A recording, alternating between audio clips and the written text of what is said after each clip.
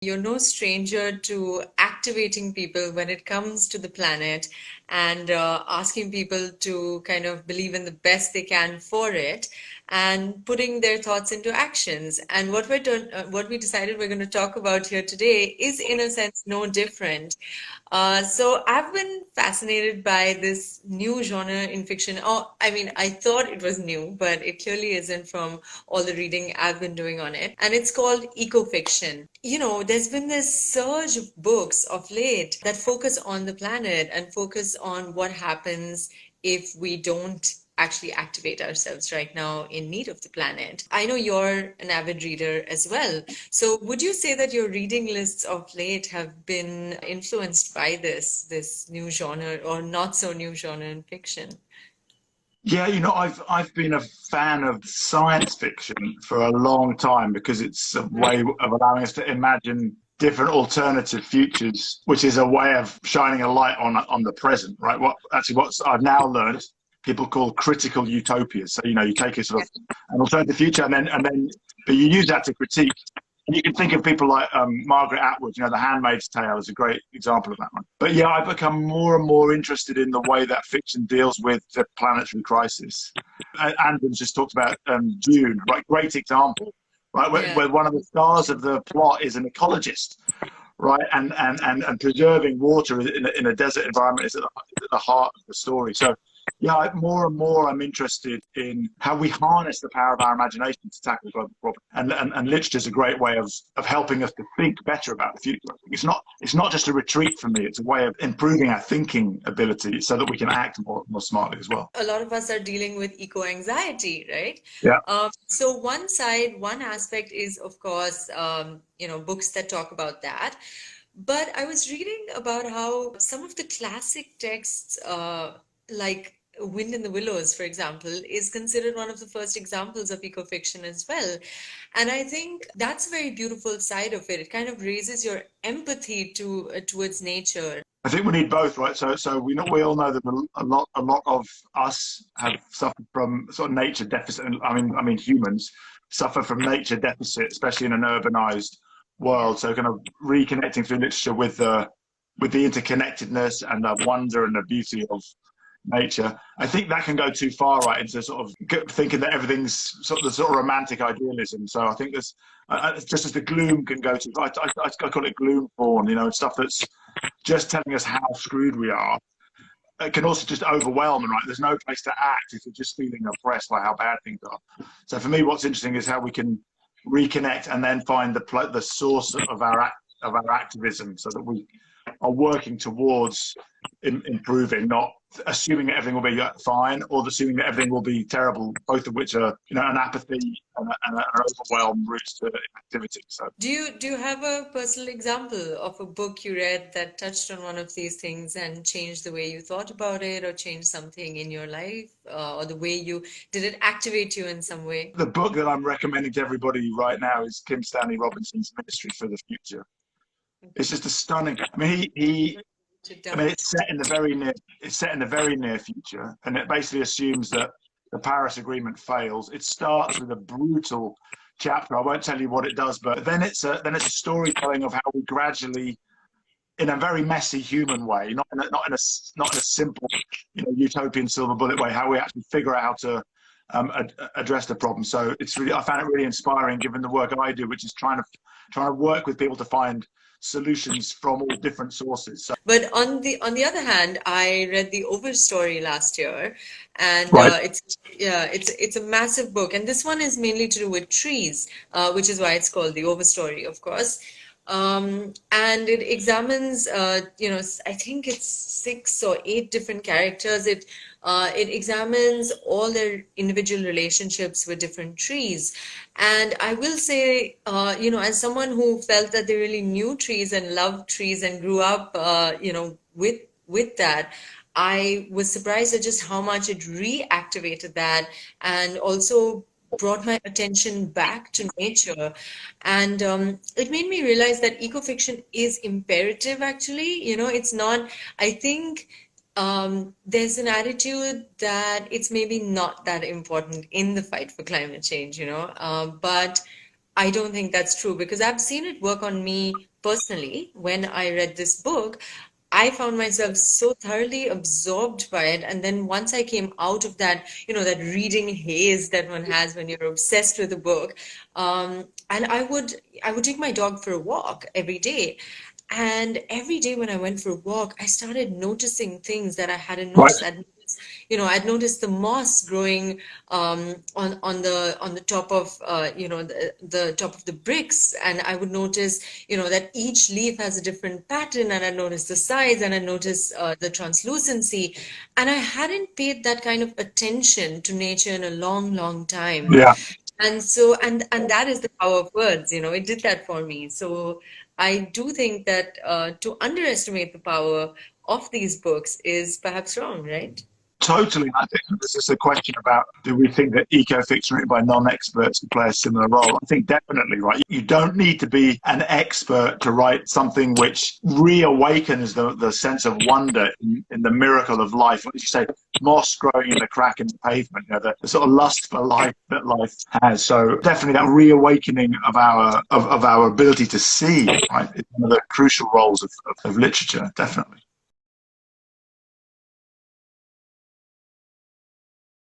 Earlier, before this chat started, you showed me a pile of books around you.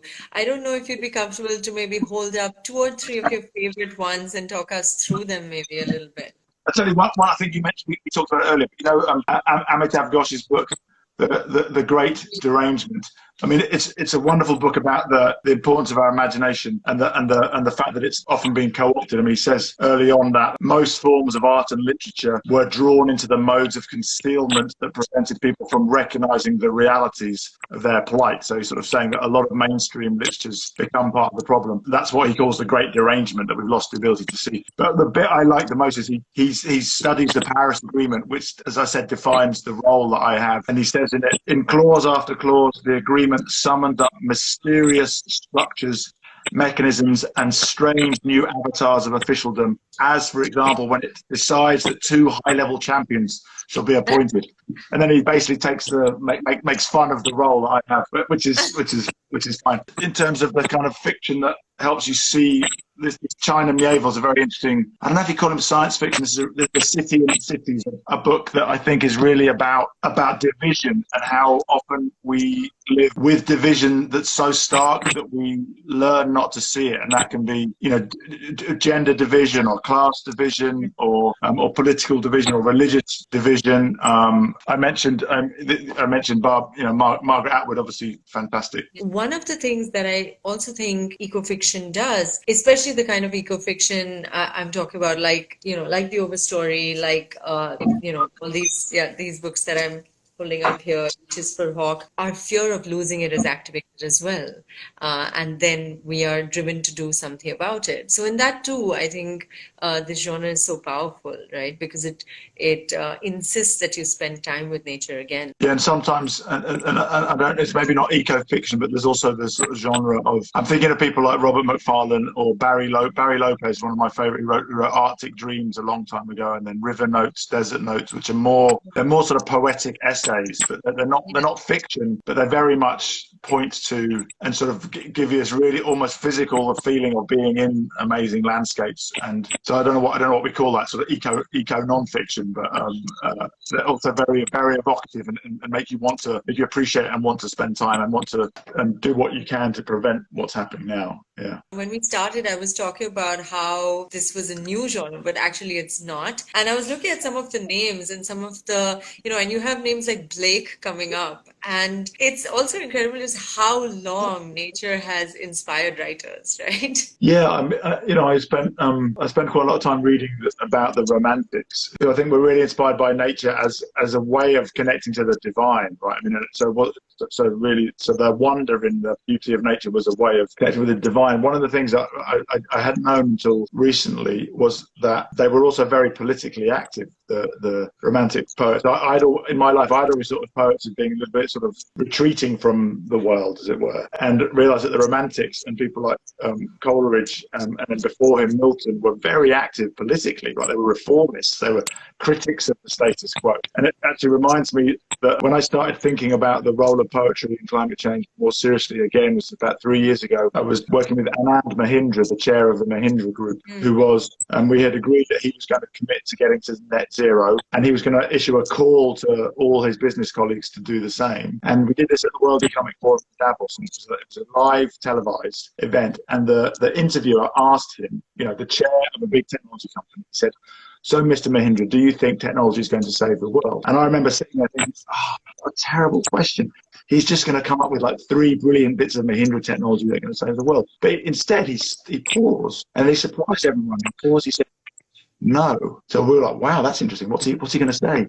He said, "I think poets and activists are going to save the world." Interesting, like that. So to find poets and activists out there, you have affirmation from the chair of one of India's biggest technology companies that, you know, you have a hugely important role, because that's what gives people hope and allows us to reimagine the future. Yeah, and it's funny you say this, because when I was looking at the list of poets and writers who wrote some of the first eco-fiction in this world, you're absolutely right. They all fall under the activist title as well, you know, and I hadn't made that connection, and it's magical to see that that in some ways still exists, that urgency, I guess, because we do think of poetry as, like you said, a retreat from the world, but I think it's actually vouching for the world instead, right?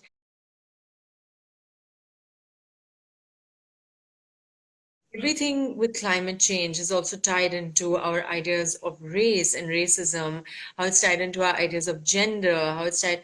And I think those books are so important as well. And, you know, you keep referring to The Handmaid's Tale, right, Nigel? And I think there's something over there as well, right? You kind of, you can't destroy one without destroying the other somehow. And it's also tied in. Yeah, and I think the other thing that I think Ursula Le Guin in the books of hers that I read does really well, like Margaret Atwood, is make us realize how fragile the current system is, you know, but in a negative and a positive way. You know, like if you think of the Handmaid's Tale, you know, how quickly we could turn to some kind of very weird, nasty form of fascism directed against the female body in a sort of extract, you know, or so they can be really thought provoking. Because I always think, you know, there's a million possible futures that are not that far away if we get it right or get it wrong. The future's unknown. It's up for us to make it. Yeah, and I mean, even with COP26, and, you know, with the Paris Agreement, the line that keeps coming up again and again is that it is for the poorer nations. The poorer nations need to be they are the moral conscience, right, for the future. And I know it's awkward because, you know, the UK has, of course, come under flack for, you know, not working hard enough to fulfill their promises before COP26. But I think it is so important to acknowledge the ties between, you know, environmental violence and racism, and, you know, how those things are so tied in with the poorer countries and the richer countries in the world, right? And it goes as far back as, say, you know, the plundering of Latin America and slavery, you know, being hand in hand there. And I think it's a legacy that continues till today. And I do think that these are some of the books that actually present the darkest side of that really well, and the connections between those things really well. So,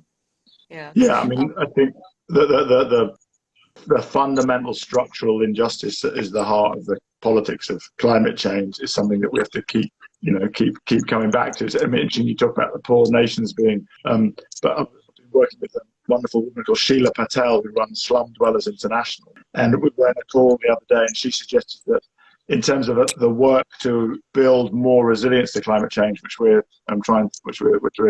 promoting, that it's the poor women of the world who should act as the scorekeepers. Maybe you could say the poor young women. If you think of, you know, the poor young women in developing and emerging economies, who are the ones who, you know, who are this sort of triple injustice of age, of gender, and of geography, that will be the real judges of whether we're making progress.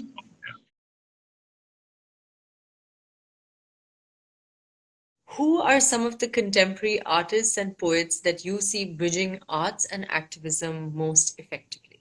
Music artists who are refusing, like like Radiohead, who are refusing to tour unless they can tour in a zero carbon way. Of course, there's organisations like the Hip Hop Caucus using this using so that's that sort of bridge between poetry and activism that we talked about earlier. Absolutely not retreating. They're doing a lot of work on using the spoken word to promote more action, and sometimes it's quite angrily about government's inaction. That's also that's a valid role for art, right? Is to express collective anger. I think if you think about film, you remember the film Avatar, which is now maybe it's quite a while ago, but that's a beautiful, and very successful film. Which back one of the questions earlier was about presenting things in a non-expert way. I mean, you don't know that you're being presented with a story about climate change and biodiversity destruction because it's a beautiful sort of classic hero's tale, right? But it's that would be example. So I think there's examples all over the place, but as you say, more and more now. Yeah. And there's also, I think because we're shifting to different art forms, some of the most beautiful documentaries I've seen recently, whether it's something like My Octopus Teacher, or did you see that one? No. Um, it's absolutely beautiful. Just it's a standalone documentary, so it's easy to watch. It's an hour long or something. It's really brilliant. I know there's darker ones, Cowspiracy, Seaspiracy, all those ones. But again, I think sometimes it's easier for a lot of people, including myself, to watch the more positive ones. Um, so even something like Night on Earth, which has just come out and is an absolutely brilliant exploration of this planet at night with all this new technology, kind of awakens the senses to the fact that we're really not alone on this planet and we owe it to everything around us, if not ourselves, to keep it as pristine as we can.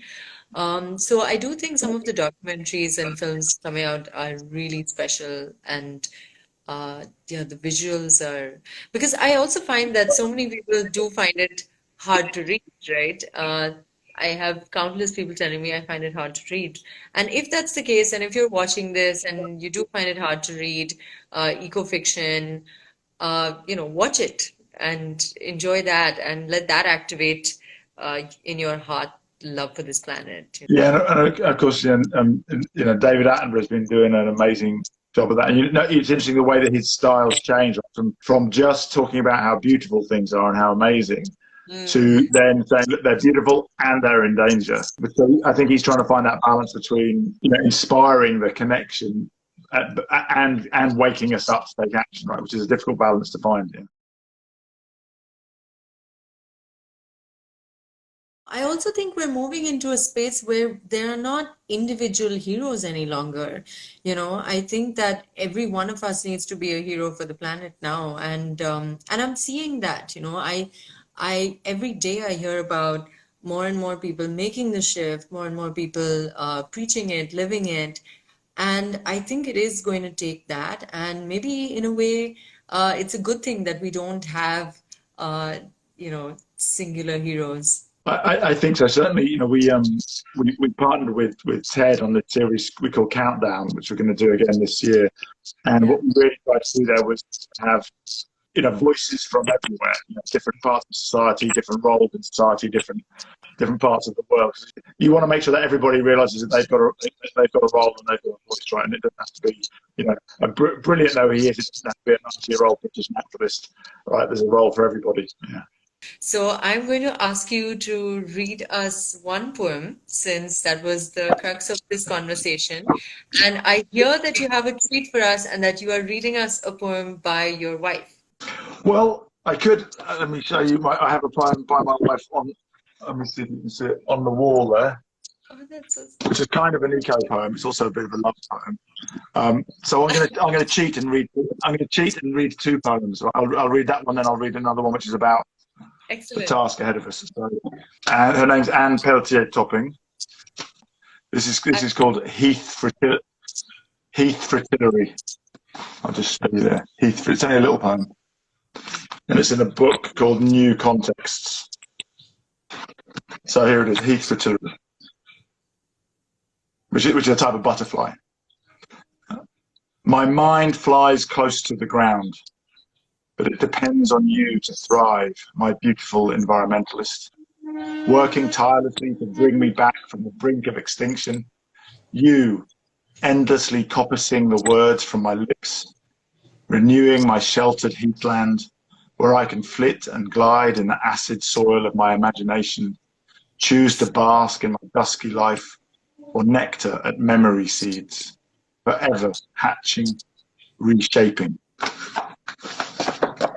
That's one by Anne. And then this is one by one of my favourite poems called an Irishman called Lewis MacNeice. And it's right at the front. It's called thalassa, which is the Greek word for sea. It goes like this. Run out the boat, my broken comrades. Let the old seaweed crack, the surge burgeon, oblivious of the last embarkation of feckless men. Let every adverse force converge. Here we must needs embark again. Run up the sail, my heartsick comrades. Let each horizon tilt and lurch. You know the worst. Your wills are fickle, your values blurred, your hearts impure, and your past life a ruined church. But let your poison be your cure. Put out to sea, ignoble comrades, whose record shall be noble yet. Butting through scarps of moving marble, the narwhal dares us to be free. By a high star our course is set. Our end is life. Put out to sea. There you go. That's I love the line about the narwhal dares us to be free. You know, the narwhal, that amazing Arctic whale that has the long sort of unicorns. So Yeah, there's my two poems. the unicorns of the sea, right? Yeah. That was fantastic. Thank you.